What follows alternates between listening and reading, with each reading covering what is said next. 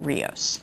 And those are some of the headlines. This is Democracy Now!, democracynow.org, the War and Peace Report. I'm Amy Goodman.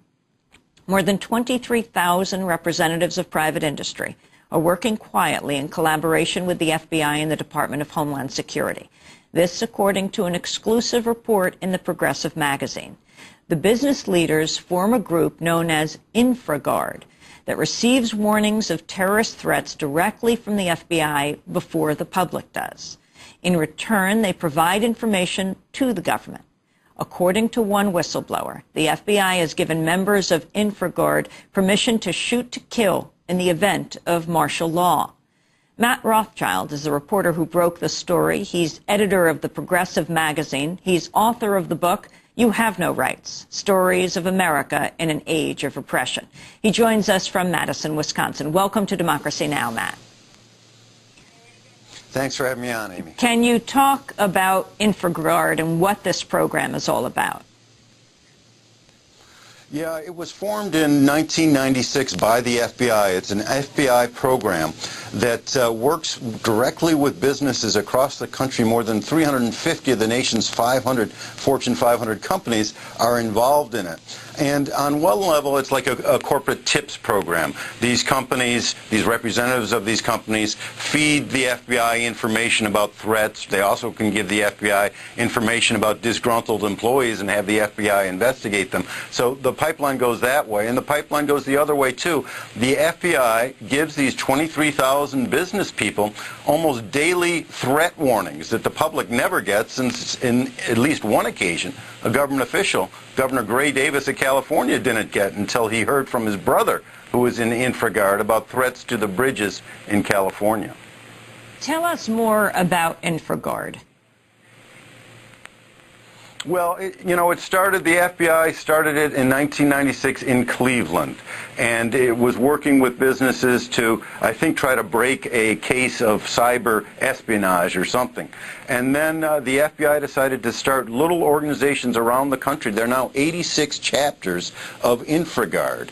And the FBI and now Homeland Security are working with these local chapters, statewide chapters, and they have meetings. They have these secretive meetings around the country, and at some of these meetings, the FBI and the Homeland Security agents tell business people what their responsibilities are during times of an emergency or martial law. How did you learn about this story, Matt Rothschild? Well, Amy, it's interesting. A friend of mine who works in radio told me about it because I had been on his show talking about the May 9th, 2007 National Security Directive that George W. Bush had issued, that National Security Directive on national continuity policy. Bush gives to himself the power to control the whole government and the responsibility to take care of our Constitution, if you can believe that, given what he's done to our Constitution so far, in times of an emergency. And in that document, that May 2007 document, Bush talks about the need to work in times of an emergency with private sector actors. So I was on his show, Lee Rayburn's show, talking about this, and after the show he said, you've got to listen to something we just heard from a whistleblower who told him he was a member of this organization, Infra Guard, that I'd never heard of, Amy. And it's been kind of hidden in plain sight there, because you can go find out about it at www.infraguard.net. You need the WWs for some reason.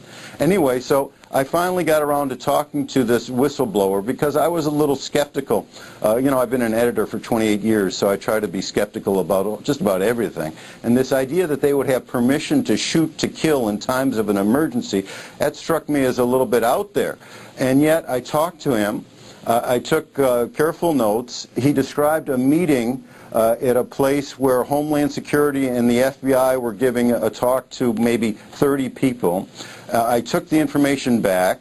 I called around to where the meeting was held. I talked to other Infra Guard members who confirmed that that meeting actually had taken place and that there were FBI agents there and a Homeland Security agent there. And so I was beginning to believe what this guy said, and I do believe what he said because he has no motive to actually tell me this. He was a member of Infra Guard. He showed me his little Infra Guard card with his email address on it and with the emergency numbers of Homeland Security and FBI on the back in case of emergencies. And so I tried to find other people and did manage to find other Infra Guard members who would talk to me about this emergency preparedness exercises that the FBI and Homeland Security has been conducting with these 23,000 business people around the country, and one other member of Infra Guard confirmed to me that she had actually been at meetings and participated in meetings where the discussion of lethal force came up as far as what business people are entitled to do in times of an emergency to protect their little aspect of the infrastructure. But just to clarify, Matt Rothschild, who exactly is empowered to shoot to kill if martial law were declared? The business leaders themselves?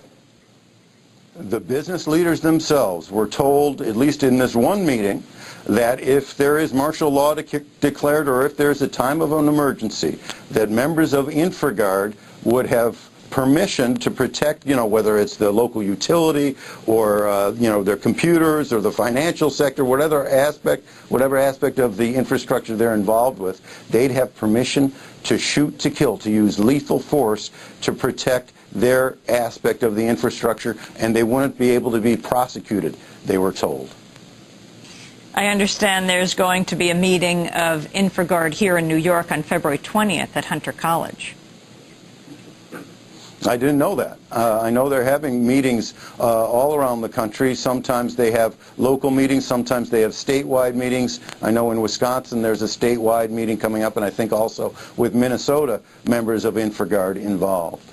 I'm just looking at the website that says meetings and events. Join us February 20th, 2008, Botnets, Hunter College School of Social Work. I mean, everyone I talked to in Infra Guard, including Phyllis Schneck, who is the chair of the National Members Alliance of Infra Guard, who is really the prime mover behind the organization's growth. And this thing has grown dramatically, Amy, over the last several years. There were only 1,700 members after 9/11, and now there are 23,000 members. And the FBI director said, "You're our first line of defense." That's what he told these business people. This is a secretive organization. They're not supposed to talk to the press. You need to get vetted by the FBI before you can join it. They get almost daily information that the public doesn't get, and then they have these extraordinary, really astonishing powers being vested in them by FBI and Homeland Security. Shoot to kill powers. I mean, this is scary stuff. Kurt Haugen, CEO of Escuro Group, how does he fit into this story? This is a business person in Wisconsin who I called up and who identified himself after I asked him whether he was an Infra Guard member. He said yes. He said he was a former FBI agent. And he loves Infra Guard. He thinks it's a great organization because he says it's all about who you know, and if you're involved with Infra Guard, you can really get that public-private partnership going. For them, private-public partnership means working the private sector and the FBI, getting these daily feeds of secretive information, and being able to go back and forth on some encrypted, message board or something. And he said, I asked him point blank after he was boasting about what a great organization Infra Guard was, I asked him, well, what about this use of lethal force that I've heard that Homeland Security and FBI tell you members of Infra Guard you can use in times of an emergency? And he said, well, I can't really comment about that. But of course, if someone's trying to break into your home, you have the right to defend yourself. Finally, Matt Rothschild, how does this story that you've just exposed fit into the many stories that you write about in You Have No Rights, Stories of America in an Age of Repression? Well, it's just another piece. It's another piece of our Bill of Rights just going down the tubes. It's another aspect of repression that the Bush administration has built up. It goes along with the illegal searches and seizures. It goes along with Guantanamo and torture. It's kind of all of a piece. And once you put the pieces of the puzzle together, it's really frightening what's happening to our democracy here, Amy. Well, I want to thank you very much for being with us. Matt Rothschild joining us from Wisconsin Public Television. He's editor of the Progressive Magazine. His latest article is "The FBI Deputizes Business." We'll link to it on our website at democracynow.org. When we come back, we're going to Bolivia. Scholar, a Fulbright scholar, and American Peace Corps volunteers say the U.S. Embassy there told them to spy on Venezuelans and Cubans in Bolivia. Stay with us.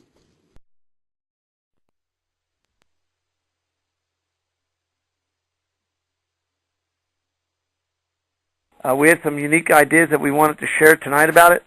Yeah, well, the image is available on both of our sites, freedomfighterradio.net and uaff.us, and countless other places. You'll start seeing it. We want people to download the image, make your own stickers, print it up, upload it to your sites. We want to start seeing that, everywhere.